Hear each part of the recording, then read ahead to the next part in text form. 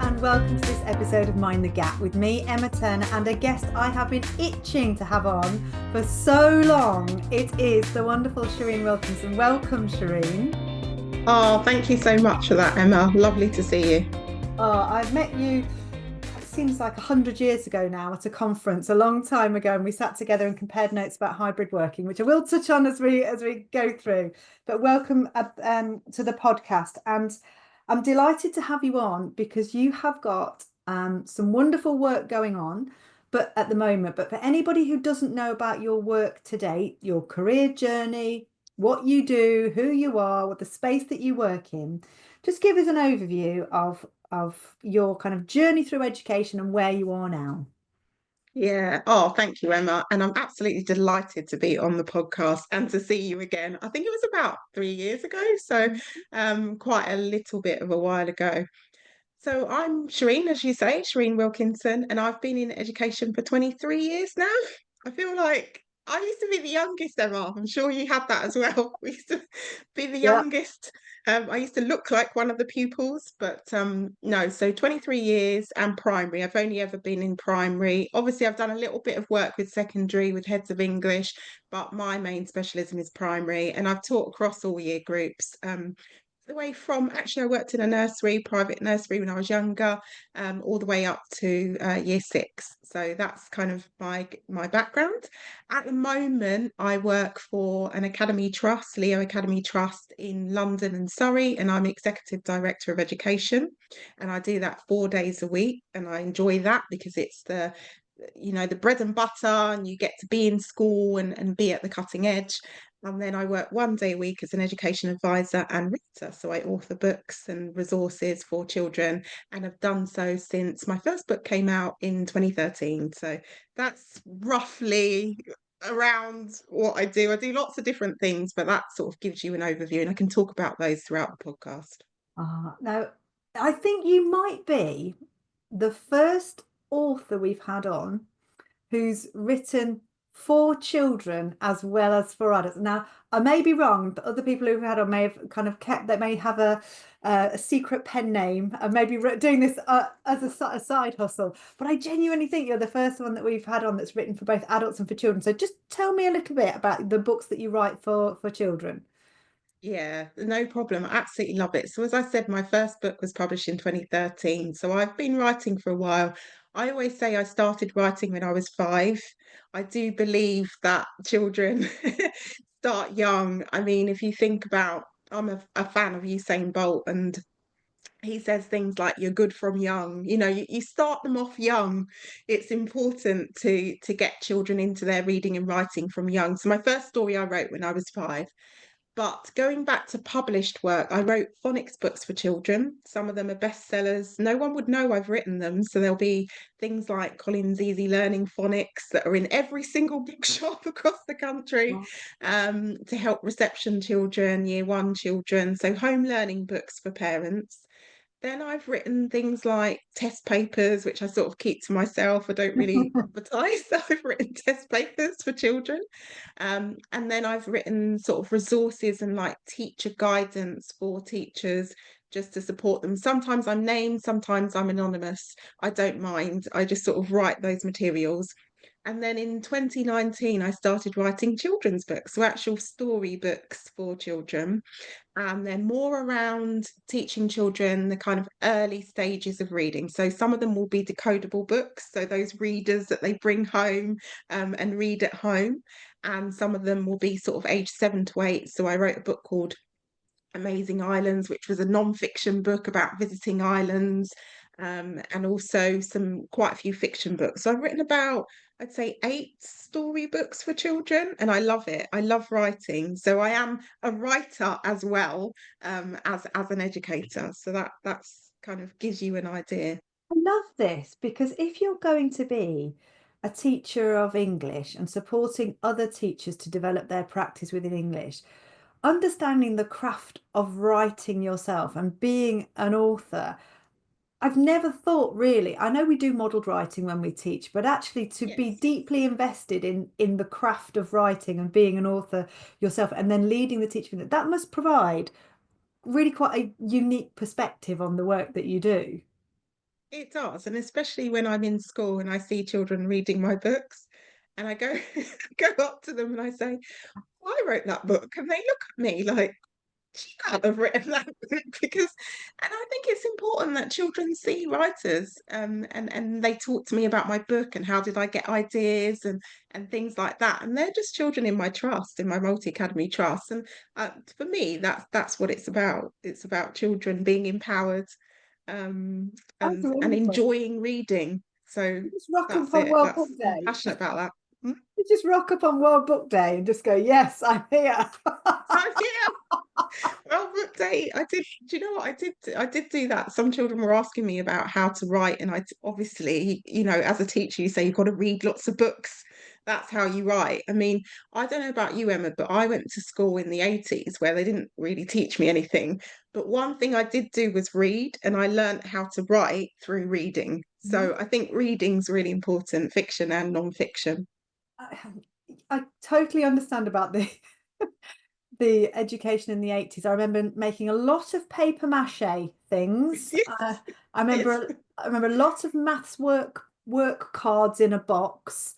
But I do remember a really rich diet of reading, be that reading independently, being read aloud, but the teacher reading aloud at the end of the day. I remember beautiful story time under sort of blossom covered trees sitting in a circle outside. I do very much remember reading being at the heart of the primary experience. And I I don't know whether you feel the same, that sometimes the magic and the joy and the love of just being immersed in texts is somehow eroded by a, a absolute relentless focus on precision and um kind of the nuts and bolts of it rather than the love of it. Yeah, they have to have both, don't they? You Mhm, need a little bit of precision, so we're not being all woolly, mhm. but we also need to have both. We need to read and enjoy it, and then immerse yourselves in it. And I think that's important if you're going to be a really good writer. You need to be a really good reader. So that's something I learned from a child, from very And young. So that I think that's important. And there's nothing more wonderful than seeing a child completely fall in love with reading. As a little Exactly. child, when they unlock the ability to actually, I can read this myself. I can do it. I can. Yeah, that's just an absolute priceless moment. What I was going to ask though is about your new book at the minute, which I'm absolutely fascinated by, and I'm clamoring to get my hands on it because it seems to be exactly what the sector needs at the minute. Because it's called Disciplinary Literacy in School, Reading, Writing in Primary Schools, Reading and Writing and Speaking Across the Curriculum. Whenever I do any work, that's what people want to talk to me about. They want to talk to me about, well, how do I do this beyond the English curriculum? How do I do this in everything? So give us an overview of what the book's about, how it's structured, and how we might use this to inform practice in primary.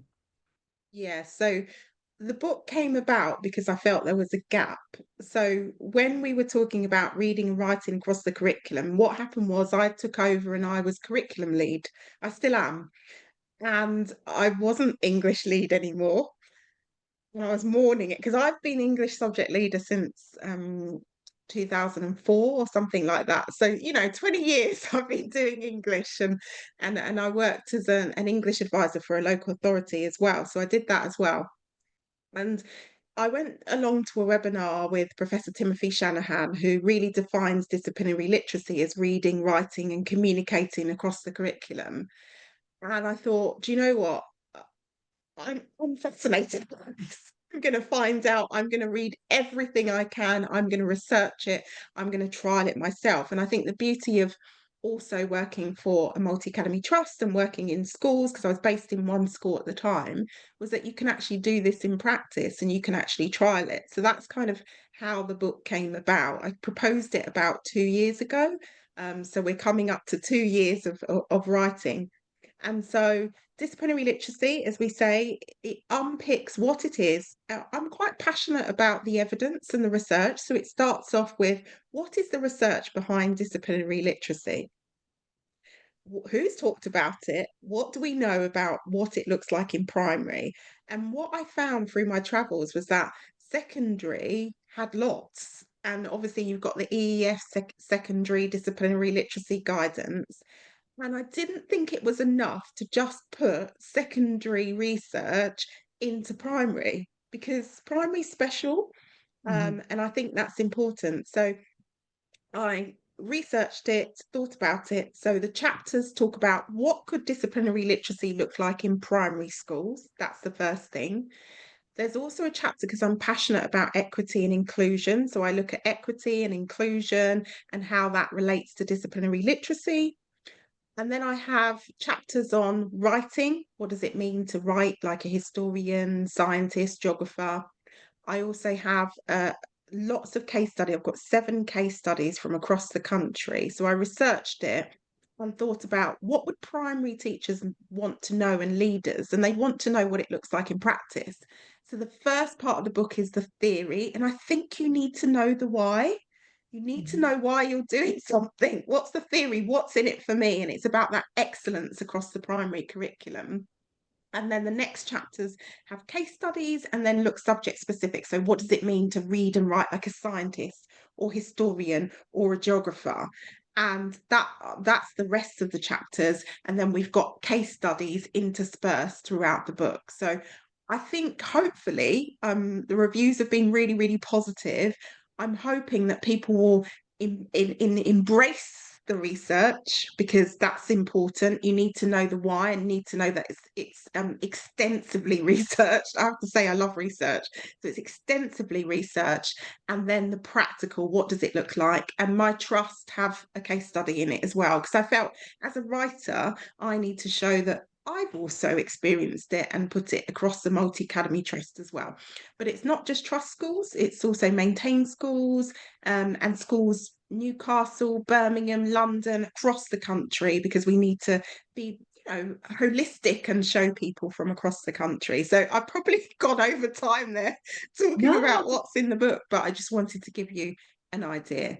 not at all. So I'm fascinated by this because, like you said, there is an absolute wealth of research about disciplinary literacy in the secondary phase because teachers in the secondary phase are specialists in their subject, so can really think hard and with precision about exactly what literacy looks like um, within their subject.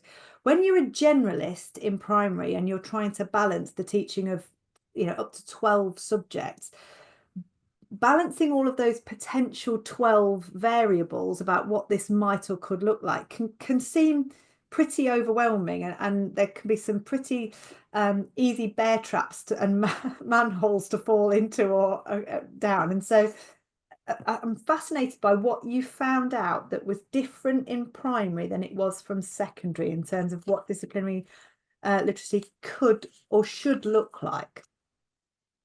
Yeah, I definitely. So the first thing I looked at was which subjects lend themselves well to disciplinary literacy, particularly writing. So I focused in on history, geography, and science because they're the subjects that we tend to now do writing in. So I started off with history. So the first chapter's on history. And over the last couple of decades, people were constantly writing in history, but actually English. So they'd be writing diaries in history from characters from World War II, I or knew you were going to the say great, that. I knew the that was the great, example you were going to use because I see it all the time. the great. Well, so did I. So that's why. And to be fair, I've had teachers very annoyed with me when I've said, actually, that's English, and Yeah. you really need to look at the subject specific aspects. So uh, as part of some of the training that I do, because I do a lot of training around curriculum, and I know you do, Emma, we sort of both love curriculum, but diary the discipline of writing a diary and a letter is within English, and children can write diaries and letters about historically significant people. Of course they can, but it's the English discipline. But if you're writing in history, you need to be looking at similarity and difference, cause and consequence. You need to look at how was Mary Seacole or Florence Nightingale, how were they different or similar to each other in terms of being nurses in the Crimean War? And so, again, it's looking at when we're reading in that discipline or we're writing, we're looking at what does it mean to be a historian? You know, you look at cause and consequence, change over time, etc. But it's not enough to just write like secondary. You've got to make it age and stage appropriate. And so I sort of start off from nursery and reception. I talk about what aspects of disciplinary literacy are appropriate for nursery and reception children that will really set them up well. So, for example, the questions we ask. So, if we look at the EF guidance on the Shrek approach and those meaningful interactions, are we bringing in that key vocabulary that in history, looking at significance within the environment? So that's one example. Another example is what are we reading to children and how are we building what we call schema, building up the mental model in the mind. So I'll give an example, I'll give a history example. When the children are dressing up in early years foundation stage, they're dressing up as kings and queens, and that gives them the idea of monarchy. And again, the stories we read, princes and princesses and the traditional tales, that gives them that idea of monarchy, so that when they come into key stage one, they're much more equipped and they can build on what they already know. And so all I'm doing is distilling that research and thinking about what's appropriate, what's age and stage appropriate for nursery reception that will set them up really well to do more complex disciplinary literacy as they reach year 5 and 6 or year 3 and 4. In my trust, we write like historians, scientists, and geographers from about year 2 onwards. Obviously, the writing, the content is there within year 1, but from about year 2 onwards, we'll do sort of short paragraphs that are within the discipline. And if you look at Herbert in 2010, writing about things actually makes your learning stick more than just talking about them. So again, we're building on that sort of scientific research and the science of learning, which lots of people talk about. But don't ask me too much about it. I could talk. Don't press the red button, Shareen. I could talk about that all day long. We'll be here. Cities will have risen and fallen, and we'll still be talking about how children learn.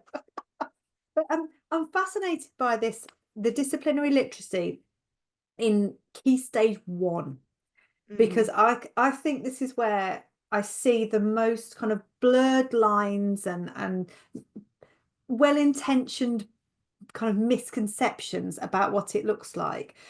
Because when I see writing in key stage 1 across the curriculum, very often it's fill in this little box with or it's like a closed procedure, or it's so heavily scaffolded that there's actually no thinking for the children to do. They can't possibly get it wrong almost, and there's no opportunity necessarily that I see very often. I see brilliant quality stuff as well, but I'm talking about when I see the misconceptions, or where children aren't allowed to formulate their own writing. It's been so heavily scaffolded that there's no room left for them to write within the discipline. Do you see that on your travels as well? Well, because I mainly work within my trust and obviously schools that I've supported with disciplinary literacy, I see it less and less now. But when I first started, yes, we saw all sorts of things in the other curriculum subjects. So let's just have a look at that then. So let's look at year 1 and year 2, because there are differences. And that's the thing with primary. There's a big difference between year 1 and year 2. And people don't understand that, do they? I mean, look, we're primary, Emma. I know we're primary. So it's almost like we're sort of singing the same tune. Absolutely. So in year 1, it's about quality, not quantity. And again, it's about, you know, Ofsted talks about it, all different organisations talk about it, the foundational knowledge, the basic, you know, we've got to get our phonics right, we've got to get our reading and writing, we've got to read to children, we've got to get that right. So that's the first thing, and I think that should take priority. But we've also got to read disciplinary text to children as well and expose them so to support them. So in year 1, it could be a simple sentence. It doesn't have to be a whole paragraph. Whatever they're writing in English, the kind of standard should be the standard in history or geography or science. So that's the first thing. And it can just be a sentence, or it could be a label. If it's geography and they're labeling a map and it's, in the right discipline, that's absolutely fine. Or it could be a sentence that says, because, I don't know, Queen Victoria was significant because, and then they give a reason. So that's absolutely fine as long as it's within the discipline. Now, the second thing is, I've seen year two children writing really lovely paragraphs about what they've learned. Now, children can't write within the discipline unless they've got the knowledge of what to write about. And that's the key thing. They've got to learn history, geography, science in order to write about it. So, what I would recommend is that you do a piece of disciplinary writing every, let's have a think about it, every half term, every 6 weeks. You might do one piece of writing after you've learnt something. The difference between disciplinary literacy or disciplinary writing and English is that the disciplinary writing aspect is actually showing what you know and can do. And so children need to have the knowledge in order to write. You can't write about something if you don't have the knowledge. And so if you haven't taught them anything, so RE is a classic. Children are always just retelling a religious story. And that's not the discipline. The discipline is thinking about, how do Muslims consider this particular aspect, or Christians consider? And it's like a question that the children have to ask. It's not retelling the story the whole time. And so in year one and year two, the pitch stays at whatever the English pitch is, but the writing needs to be within the discipline, and you have to teach the children the content in order for them to write, and have high expectations. And I could go on about this forever, but with with year one and year two, do not lower your expectations for these children. Make sure you have high expectations for children, because you won't get good, you'll get what you said, closed procedure, and not those high expectations.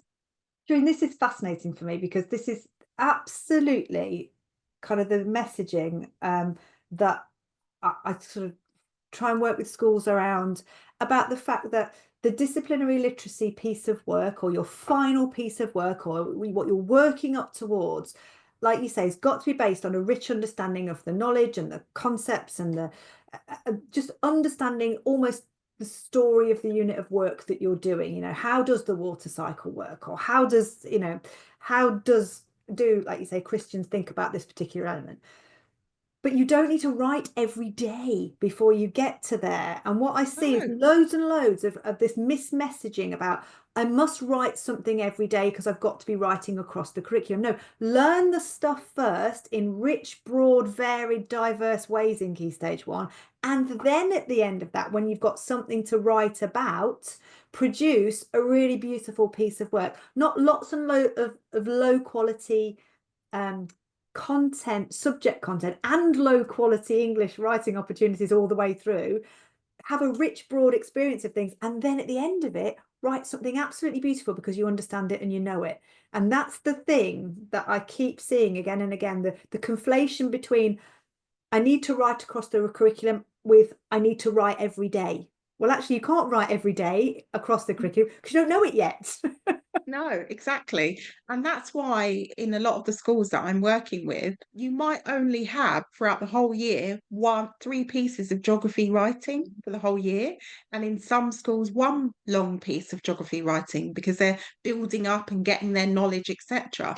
So it's definitely not about writing every day. Although some people do want to do that, it is about learning the content, as you say, and then showing what you know and can do, which is what our pupils say to me. They say, oh, Mrs. Wilkinson, I want to show what I know and what I've learned over the last few weeks. And that's what it's about. That is the discipline of the subject.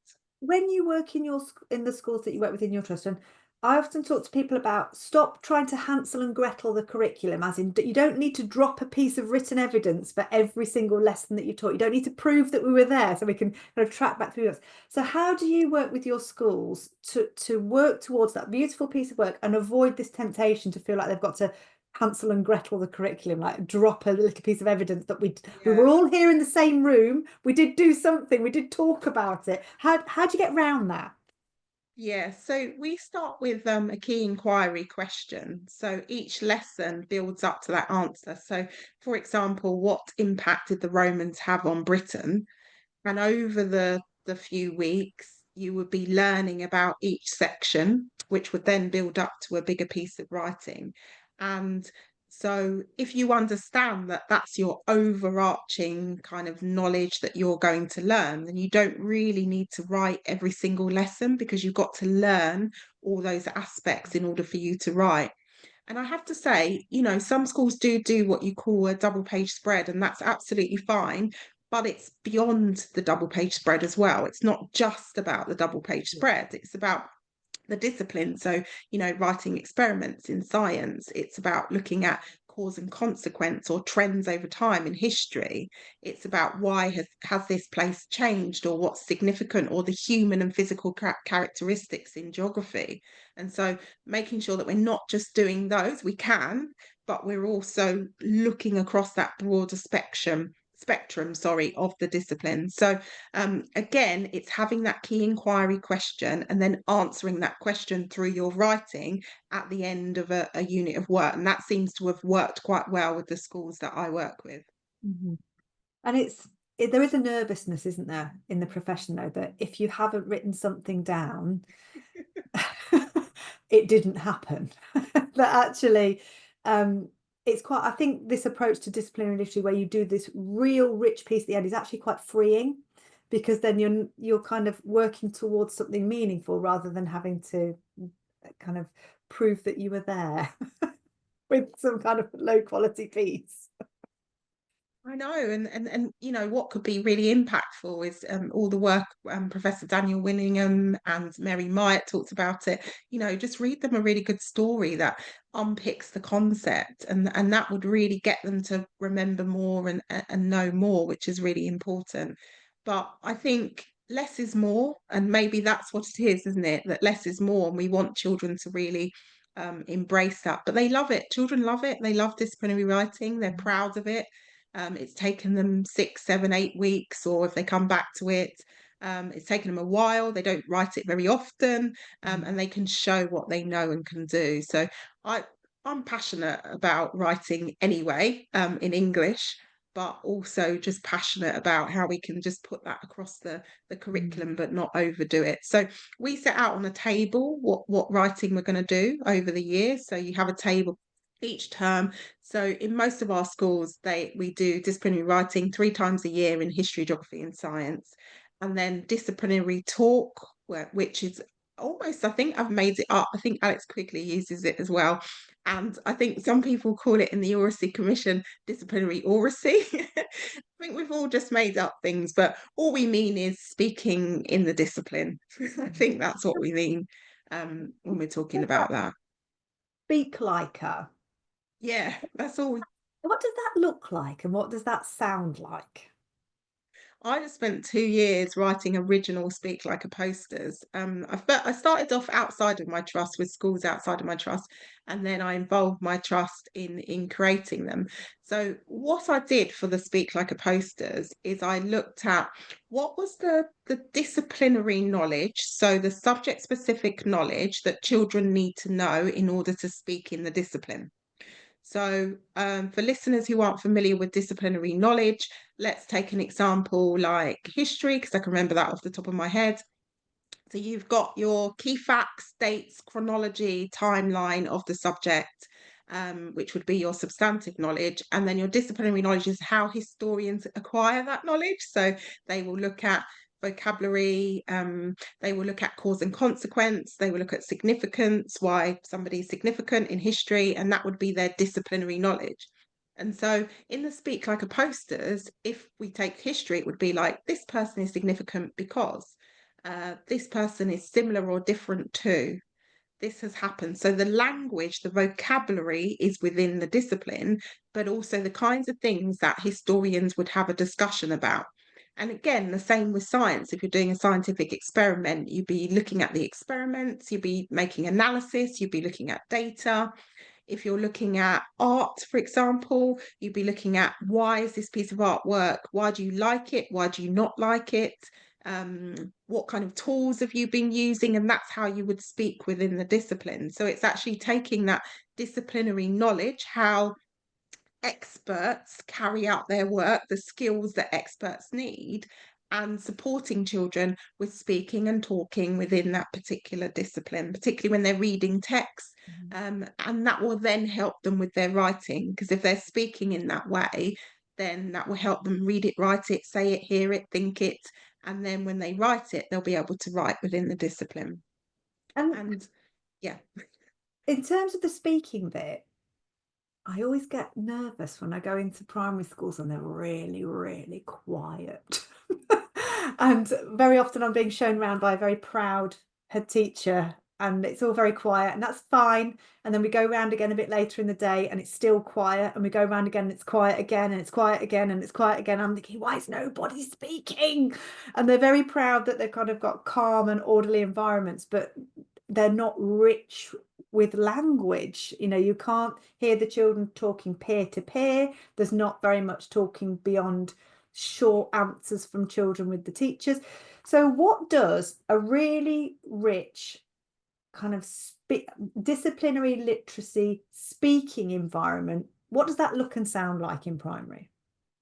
So in my book, I've tried to compartmentalize it, and what I mean by that is you can't just have the disciplinary speaking without other types of speaking. So I've got that, and Emma, I feel like I'm preaching to the converted because Keep you'll know preaching, all Shareen, about keep this. preaching.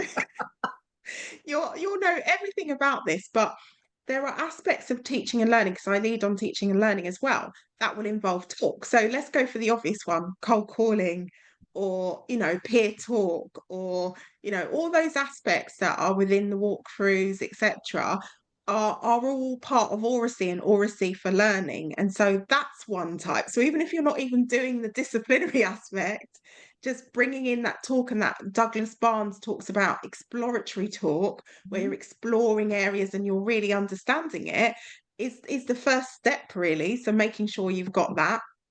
The next one is looking at speaking and listening within the actual English curriculum, because there are actually statements. I know it's only one statement at the moment, but we've got a new curriculum coming, so it might be across all the subjects. But at the moment, you've got drama, you've got take part in debate and discussions, and that can go across the curriculum as well. So those aspects, those, if you like, generic aspects, go across the curriculum. Then if we're looking at subject specific, so those are two others that should go before. We might be reading a text, say if we're reading a historical text, and rather than reading and discussing it through an English lens, we're going to look at, why is this person significant? What does this vocabulary tell us? What does civilization mean? Why, what time period was happening? What was happening around that time period? So if it's the Victorian times, what do we know on it? How can we build on the knowledge we already know? And then when we're discussing text, or we're discussing aspects within a particular historical period, we're using the language of, this was significant because. We're using that language of, this is similar, this is different. How has it changed over time? And so our vocabulary, which is equally important, is within the history discipline when we're interrogating and discussing texts or sources, etc. And so that is what we want to see. We want to see all those aspects of talk within the primary classroom.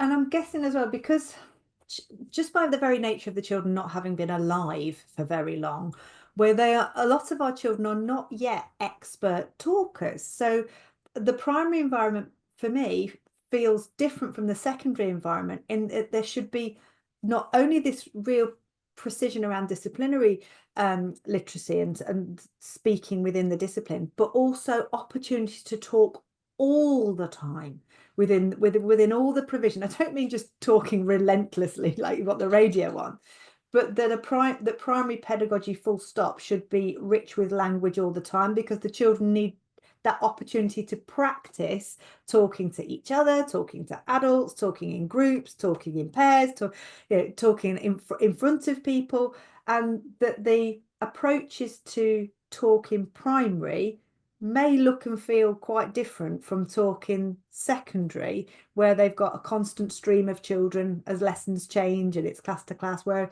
when you've got a primary classroom and you've got children all day, the kind of setups and the kind of interactions that you can have can look and feel very different. I don't know what you think about that. Yeah, no, I think it can because you've got pretty much the same teacher all the way throughout. And you need to have that talk, like you say, all those aspects of talk, the teaching and learning aspect of talk, the English aspect, the drama, etc., and the subject specific aspect throughout what you do. But you also need to be reading to the children and reading aloud because that encourages talk and discussion and models that presentational aspect of talk. So it's rich and I mean, I've been looking at the research around early years. I mean, my son is in reception, and having those conversations with children in nursery and reception are really powerful. And I don't think people realize how important it is for their development that you're having those back and forth interactions with children in the early years. And so that carries on as you go throughout the school, having those conversations. So it's incredibly important for children. And it is different because you have that same teacher. So absolutely with you there, Emma. Hooray!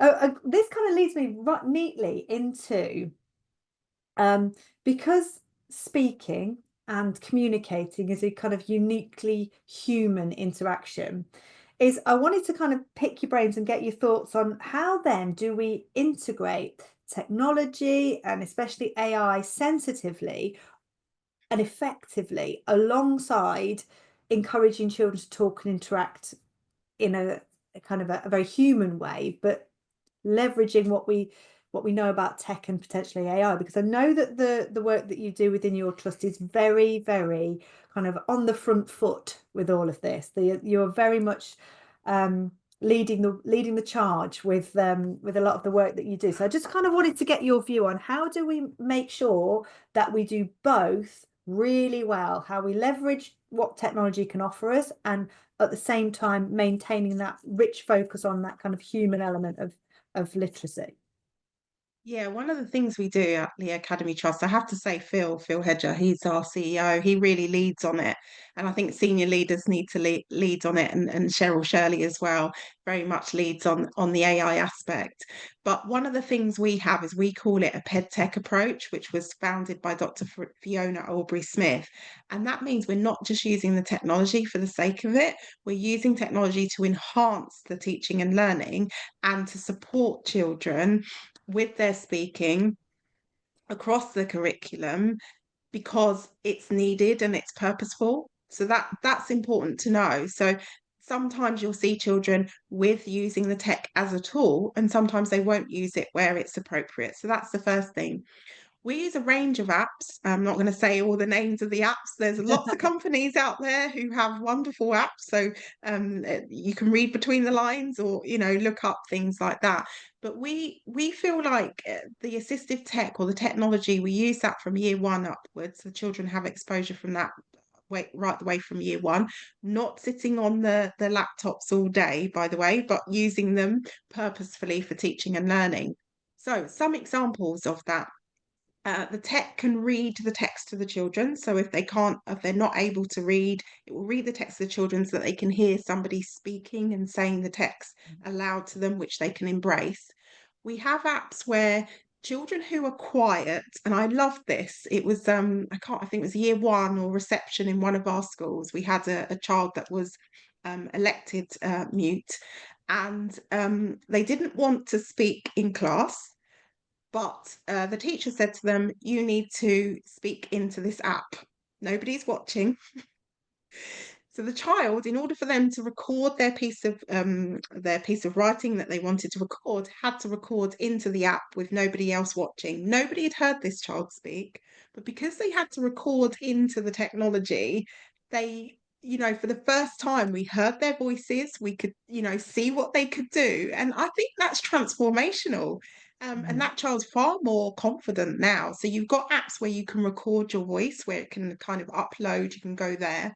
And also, we need to think about, in terms of inclusion, those children who find it difficult to speak. And sometimes that term communicating is a lot better term. So for example, using the technology, you can have a shared doc, you can all work on a document together, and you're still communicating within that, but you're working on that document together. So technology for me, we need to be up to date with it. It's coming whether we like it or we don't.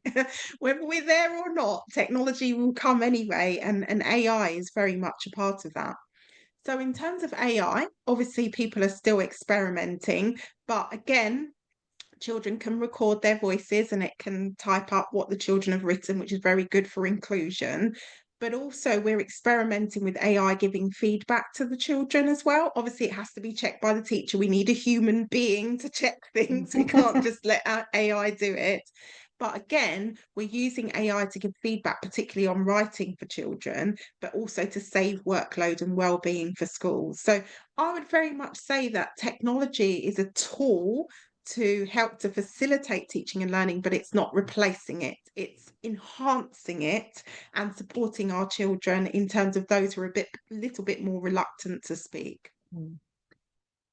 What's Has there been any kind of kickback to using any of the tech? Has there been any Yeah, resistance?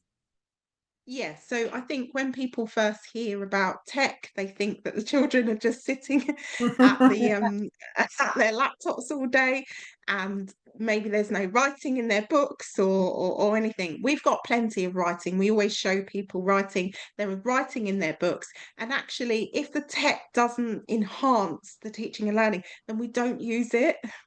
So Mm, it's not like, you're slavishly watching it. It's like a tool. So on your table, you might have a dictionary and you go into it. Rather than going into your dictionary, you go to your one-to-one device and you look up a word and you find the definition. And it's mm, more of a tool to enhance that teaching and learning.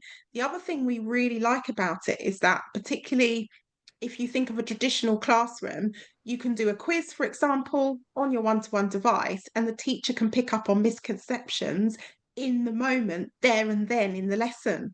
And so, again, it's a tool to facilitate. And those quieter children, yes, you can do cold calling, but actually, before the cold calling, you can pick up on the misconceptions there and then. You know which child, and you can come back to that child at a later date or in the moment in the mm. lesson. And so we very much sell it as a tool, as enhancing, and we call it PedTech, pedagogy and technology. So it's enhancing and it's part of our digital strategy, but it's also part of our teaching and learning strategy. And that's what's important. It's teaching and learning as a tool. What's been your favorite thing in tech that you've seen that you've just gone, oh, that's really good. I really I like love that. we we have an app where the children write a story, which I think I've seen it on social media, and then it creates a picture to go with their story. I love that because then they can edit their descriptions and make it much more sort of personalized. And if it wasn't quite what they wanted, then the picture wouldn't show that. So I quite like watching children doing that. And we have a closed AI, so not open, Mm. it's closed, so that's only within our organisation. Ah, superb. See, I'm not averse to AI or technology. I am just slow on the uptake with it. It's fine, Emma. Do you know what? I was last for a mobile phone. I Oh, was really? completely anti it. I didn't get a mobile phone until I was about 19, believe it or not. And I was like, I'm not doing the technology, da, da, da, da. And now I'm like, nope, I'm not going to be the last. I'm going to be the first because I was last back then. I'm going to be the first person and make sure that I'm right up to date with AI. I use it nearly every day, Wow. and just make sure that I'm really up to date with it. So I think just trial it, have a go, see what you think, Well, and you'll be I surprised. I've been having a play around with it for the last couple of weeks, and I'm but I I have used it a few times over the last few weeks for a few bits and bobs. So I'm a reluctant convert, but taking it kind of one day at a time, one corrupt file at a time. I'm taking it. Yeah, Um, you have to, yeah, just try it. See, I use it nearly every day. It's great. I do like AI, but you do need to have, need some brains, you do need to have your human side of it. And with AI, it's almost like starting with a draft, and then Mm. you need to edit and personalize and tweak for yourself. If you're just going into AI and you just follow it blindly, then it's not going to work as well Yeah. as what it's meant for. So I think it's not going to replace teachers. I don't think it's going to replace teachers, but it's going to enhance and reduce our workload and that mental health aspect of Oh, working. So that'd this is be really another important. beautiful segue, Shareen, that you've set yourself up for. Because what I was going to ask about was about your working pattern, because I am absolutely delighted that you are working in a hybrid kind of hybrid model, and kind of a real, I wouldn't say trailblazer, but a real shining beacon of exactly how you can balance the different kind of things that you want to do in education. Um, Obviously a big advocate of flexible working, but kind of just remind listeners about what the kind of balance of what you do is, because it's a really unique setup, I think, that you've got. Oh, I feel like it's normal, but obviously it's not because you're saying it's unique. And Emma, I know you're into flexible working, so I've got your book, and I've also heard you speak about it. And I think we've spoken before, haven't we, Yeah. about flexible working, and I'm very much for it. And I think flexible working is different in different places, and I think you have to request it, and that's the key thing, isn't it? So I requested it. I asked if I could do 4 days a week, and I also said that my organisation would benefit from me doing 4 days a week because on the other day I'm writing books and I'm developing my expertise, but Mhm. also on the other day I get to take and collect my son from school. So that was important just to get the balance. I think flexible working should be for everyone. It shouldn't just be for working mothers who want to collect, and not everybody's fortunate enough to have children. I think everybody should have that flexibility, whether it's like one afternoon a week or something. And obviously some professions like mine, because I don't have a class, you're much more open to being more flexible, and there are some jobs where you are forward facing, you do have children, and you might not be as flexible as some other jobs. So I have acknowledged that as well. Because I don't have a class, I might not be as I can be a little bit more flexible than some other people. But yes, I'm very much into flexible working. You do have to be organized. You do have to make sure your emails, I've written emails that are due to go out at the end of May, That is organised. but they're ready to go because I need to be organized. And I know what I need, and they're ready to go. And when it's ready, it will be sent at the time, or I'll send it because I'll edit nearer the time. And I think you have to be super organized when you work flexibly. I think you're just such an absolute shiny beacon, complete role model for leadership being done differently, Shareen. And it makes me smile that you don't think you're doing anything necessarily special, because it really is. I can't tell you how refreshing it is to see an organization that's embraced that model, and then you that's kind of making that model work. I think you're a absolutely fantastic role model for other people wanting to work flexibly in leadership, but also for organizational level, to say, our very, very senior team can work in this way. So hats off to you and Phil. There's some great work going on Thank there. you. Yeah, you got to thank Phil for that. He's very good at that, and really, really supportive of that as a CEO. And I think your senior leaders need to be on board with it. That's so important, isn't it? Otherwise, nothing's going to happen. So I'm very lucky in that sense that he's very much for that. So that's Oh, and I carry it on as well. I hope as well, because a lot of my staff are part-time on various sort of different things, work in different ways. So hopefully I'm sort of doing that as a leader as well, making sure that my staff are working flexibly too. leading the charge there, Shareen, leading the charge. But I'm getting the kind of the nod from Luke that we're kind of coming to the end of this. I could actually genuinely talk to you all day. But what I wanted to say was you're very busy doing lots of things. You've got your writing, you've got your books coming out, you've got other podcasts and bits and bobs that you're doing. You've got your day job. So where can people, if they're interested in disciplinary literacy, if they're interested in AI, if they're interested in anything that you're doing at the moment, where can they find you? How can they connect with you? And what have you got coming up? Yeah, definitely. Well, I'm on most social media, so link with me on LinkedIn. So I'm on there, Shareen Wilkinson. I'm on X, although people have sort of left X, I'm still there. So you can find me on there, and I've also opened a Blue Sky account as well, so you can find me on Blue Sky as well. Not many people are called Shareen Wilkinson, so you'll find me if you want to. Do have a look at check out my book. It's out soon, and it's Disciplinary Literacy in Primary Schools, Reading, Writing and Speaking Across the Curriculum. And then I've got some podcasts lined up. I think the next one's with Alex Quigley for the EF, and I'm talking about oral language across the curriculum. So do look out for that podcast as well. And I think I've got a couple of Teach Primary articles out, one on disciplinary literacy, what it is, and the next one on how senior leaders can lead disciplinary literacy, because it's a senior leadership aspect.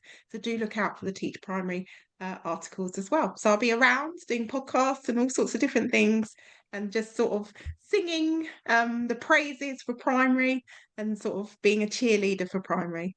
Coming soon to some headphones near you, Shareen Wilkinson. Thank you so much for coming on. It's been an absolute joy, Shareen, and I'm so pleased that this book is coming out there into the world. I think it's going to be so useful for so many leaders, for so many teachers, for really addressing that kind of hole at the moment, which is the understanding and real application of disciplinary literacy. So thank you so much for coming on. Best of luck with the release date, and best of luck with everything that you're doing at the moment. Thank you so much. Thank you so much, Emma, and thank you for having me on.